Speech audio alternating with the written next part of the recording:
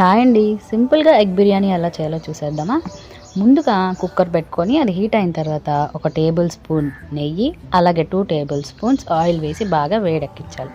వేడయిన తర్వాత మసాలా దినుసులన్నీ వేసుకొని అవి వేగిన తర్వాత అందులో కొంచెం పసుపు, అలాగే కొంచెం గరం మసాలా వేసుకొని బాగా వేగనివ్వాలి. వేగిన తర్వాత ఆల్రెడీ ఉడకబెట్టి ఉంచుకున్న కోడిగుడ్లను కట్ చేసుకొని వాటిని బాగా వేగనివ్వాలి.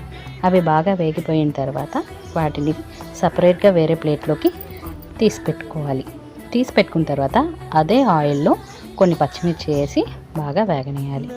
వేగిన తర్వాత అందులోనే ఉల్లిపాయలు వేసుకొని వేగనివ్వాలి.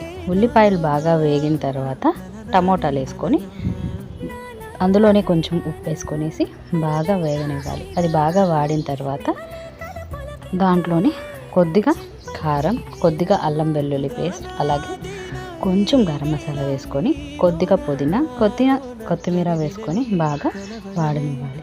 వాడిన తర్వాత కొంచెంసేపు మూత పెట్టేసి బాగా వాడిన తర్వాత ఎగ్స్ వేసి బాగా కలుపుకోవాలి. తర్వాత తగినన్ని నీళ్లు పోసుకొని 1 నిమిషం మరిగిన తర్వాత మనం ఆల్రెడీ నానబెట్టుకున్న బియ్యాన్ని అందులో వేసేసి బాగా ఒకసారి మిక్స్ చేసేసి తర్వాత క్లోజ్ చేసేసి 2 విజిల్స్కి ఆఫ్ చేసేసుకుంటే సింపుల్గా ఎగ్ బిర్యానీ రెడీ అయిపోతుంది.